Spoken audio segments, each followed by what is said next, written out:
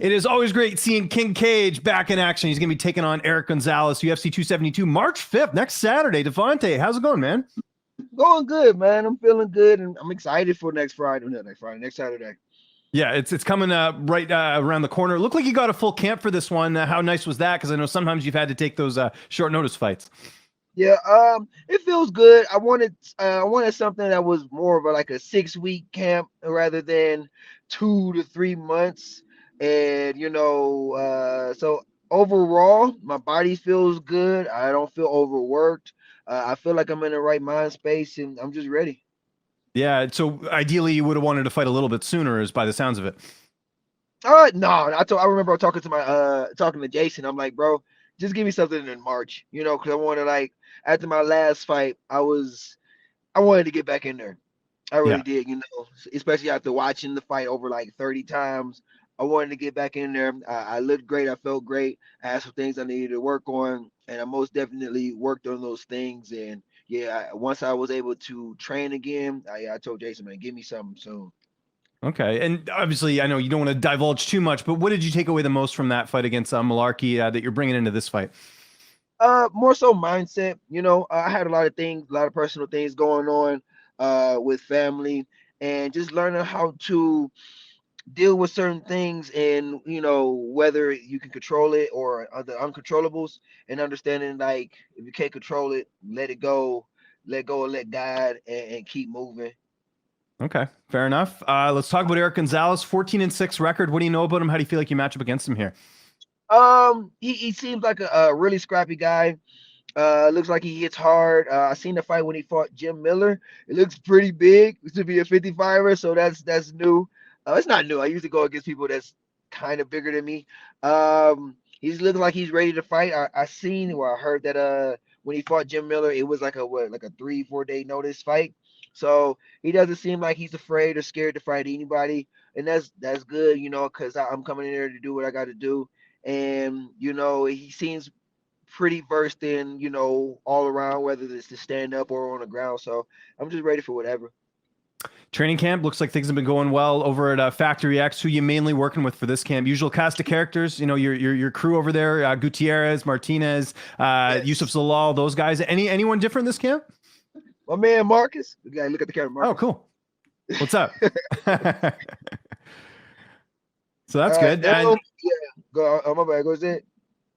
yeah, I was just asking you kind of who the main guys have been this camp. Oh, yeah. Other than Yusuf Critiques or Chris Gutierrez, my dude Markel, my dude Jacoby.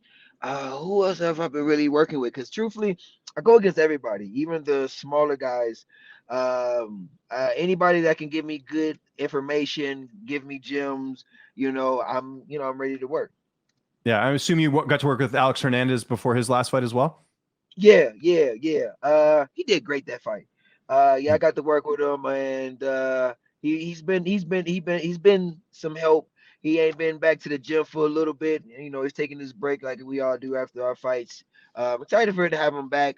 Whenever he does come back, I'm probably be gone by the time he comes back. But yeah, he was another one of the people I worked with. Okay. And how's the weight cut going? I know you're a big guy. I mean, I've seen you in person, man. I still don't know how you make 155, but everything going well. Oh yeah, I feel good, man. I'm still eating what I want to eat. I'm just taking certain things out, depending on like what's the training day looking like. Whether it's like a 2 a day or like just a 1 day training session. Uh, Putting in more vegetables, drinking more fluids, just the regular stuff. Okay. Do you work with like a nutritionist or anything, or you just sort of do your own thing? I do my own thing. In my we'll say my younger days and my early stages of MMA, my mom, she's a chef, so she was my dietitian, nutritionist. So when I'm confused or like, should I eat this or should I not eat this, I just call my mom up and she explains things to me, and we just because she knows my body, and we just go Okay. from there. That makes sense. Who's going to be in your corner for this fight? Mark Montoya, my guy Markel, and my dude Marcus, Nice. Triple M. That's good. How's this fight playing out on March 5th? I know you feel like you're going to get your hand raised, but how do you envision it going down? Uh, other than me getting my hand raised, with fights, anything is possible. Like I said, my last fight, I would never thought taking nothing away from Jamie Mullarkey. He did what he had to do. He got the win, but I would have never thought I would have lost by like an inch because Mhm. of a knuckle hitting me in the eye and fracturing my orbital. So, I'm going for the win, whether it's by KO, TKO, unanimous decision. I don't like split decision because that means you was getting your ass whooped too, or submission. As long as I'm win, that's all I care about. As long as I come out healthy, ready for another one, that's all I care about. You mentioned the eye injury there. How long? How bad was that injury? Like, how long were you able? How long were you out of the gym for?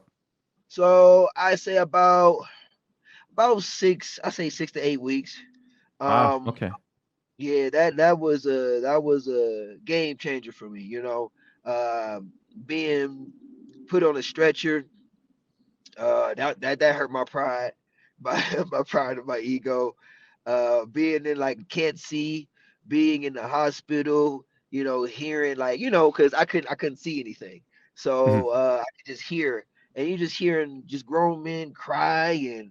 Everybody's in pain, and I'm just like, damn, this is where I've been sending people, and like, this is what happens when you lose, and it set me back in a good way, like, humbled me. Not saying that I was arrogant in any way, but it still like gave me a different perspective on things, and how serious this can be, because thank God that it was just a small fracture, and it only took 6 to 8 weeks to heal, but it could have been much worse.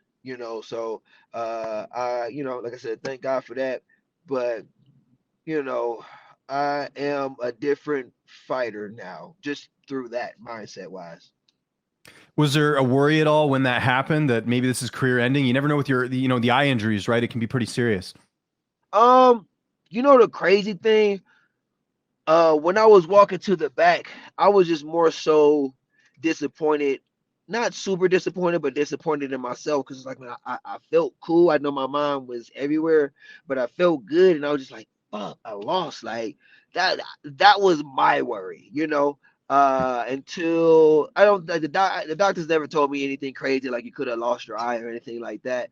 But it was just like once that set in, like, dang, you got a fractured orbital, you can't like I couldn't look to the left because then I feel pain.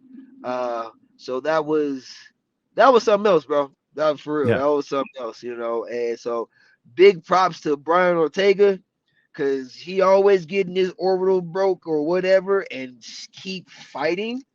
Mhm. That's a tough dude, seriously. How many more fights do you have left on your contract? Do you know? I think like 2 to 3.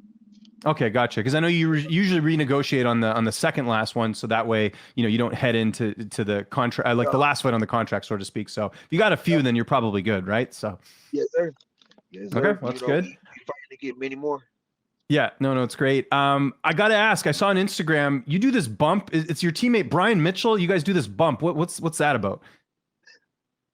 Hey, he talking about homies over hoes. No, that's what helps. So basically, Valentine's Day, you know what I'm saying? We out here in Colorado, while everybody, enjoying their time and stuff like that. And I forgot what I said, and it was with my dude Marcus. He was like, man, it kind of seemed like off of Boondocks, homies over hoes. And it kind of felt like that because we ain't had, well, I got a lady, but we ain't got Yeah. no women out here. So we just out here spending time with each other, basically. So we was like, chest bumping, saying, homies over. Okay. Yeah, I was wondering what that was because it's hilarious because you guys did it in like different like areas. Like you did one in the gym and one elsewhere. I thought it was hilarious. So Yeah, I wanted to, I okay, wanted I okay. wanted to get the source of this. So Yeah, the that's good. Boondocks. Go watch Boondocks. That's basically what it is. Okay, gotcha.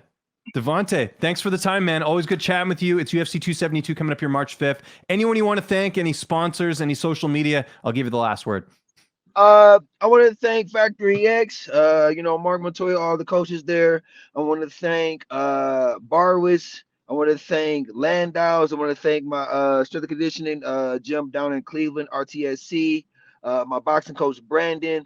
Everybody's helped me, and I want to give a big thanks to the TTC, the Traveling Circus. Have my own team back out in Cleveland, Ohio that I'm building.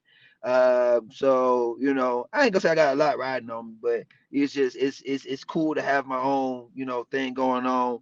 And the biggest thanks I want to give, you know, all glory to God, man. You know, giving me the strength, the mentality to keep pushing.